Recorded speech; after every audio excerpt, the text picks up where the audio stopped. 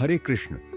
दोस्तों, स्वागत है आपका भगवत गीता की श्रृंखला में। आज हम सुनेंगे 10वें अध्याय की कहानी विभूति योग। इस अध्याय में श्री कृष्ण भगवान की महानता और उनकी विभूतियों के बारे में बताते हैं। चलिए शुरू करते हैं। एक दिन अर्जुन ने श्री कृष्ण से पूछा, हे कृष्ण, आप मुझे अपनी विभूतियों के बारे में बताइए।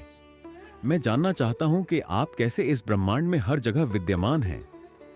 श्री कृष्ण ने मुस्कुराते हुए कहा, अर्जुन, भगवान की विभूतियां हर जगह हैं और हर चीज में विद्यमान हैं। श्री कृष्ण ने अर्जुन को एक कहानी सुनाई।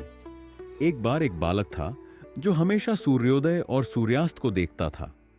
उसने अपने पिता से पूछा, पिताजी, सूरज इतना चमकता क्यों है? उसके पिता ने मुस्कुराते हुए कहा, बेटा, यह भगवान की विभूति है। भगवान हर जगह हैं और उनकी महानता हर चीज में प्रकट होती है। सूरज की चमक हो, चंद्रमा की शीतलता हो या पेड़ों की हरियाली हो, सब कुछ भगवान की विभूति है। श्री कृष्ण ने अर्जुन को बताया कि भगवान की विभूतियां इस ब्रह्मांड के हर कोने में विद्यमान हैं।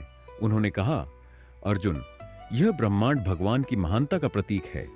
हर चीज में भगवान की विभूति है और हमें इसे समझना चाहिए। अर्जुन ने यह समझा कि भगवान की विभूतियां हर जगह विद्यमान हैं। उन्होंने कहा, हे कृष्ण, मुझे समझ में आ रहा है कि कैसे भगवान की महानता हर चीज में प्रकट होती है और हमें इसे समझना चाहिए। श्री कृष्ण ने कहा, विभूति योग का मतलब है भगवान की महानता और उनकी विभूतियों को समझना। जब हम इस सच्चाई को समझते हैं तो हमें आत्मिक शांति और मोक्ष की प्राप्ति होती है। उन्होंने अर्जुन को यह भी सिखाया कि विभूति योग का अभ्यास करने से हम अपने जीवन को सही दिशा में ले जा सकते हैं।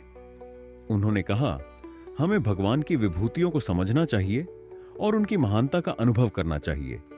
इससे हमें मानसिक और आत्मिक शांति प्राप्त होगी। अर्जुन ने यह निर्णय लिया कि वह विभूति योग को अपनाएगा और भगवान की महानता और विभूतियों की प्राप्ति करेगा। उसने यह भी सीखा कि सच्चे विभूति योग से ही हमें मानसिक और आत्मिक शांति प्राप्त होती है। श्री कृष्ण ने अर्जुन को यह भी सिखाया कि विभूति योग का अभ्यास करने से हम अपने जीवन को सही दिशा में ले जा सकते हैं।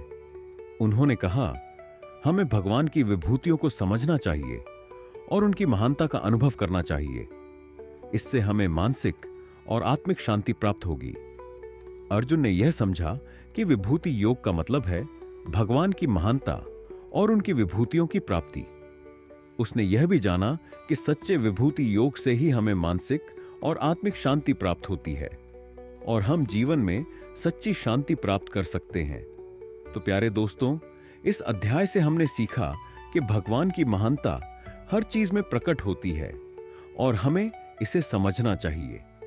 अगर आपको ये वीडियो पसंद आया हो तो हमारे चैनल को सब्सक्राइब करना ना भूलें और बेल आइकन दबाएं ताकि आपको हमारे सभी नए वीडियो की जानकारी मिल सके।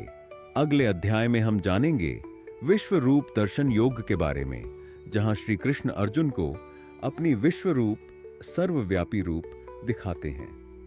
ये अध्याय हमें सिखाएगा कि भगवान हर चीज में और हर जगह विद्यमान है। तो अगला वीडियो जरूर देखें। राधे राधे।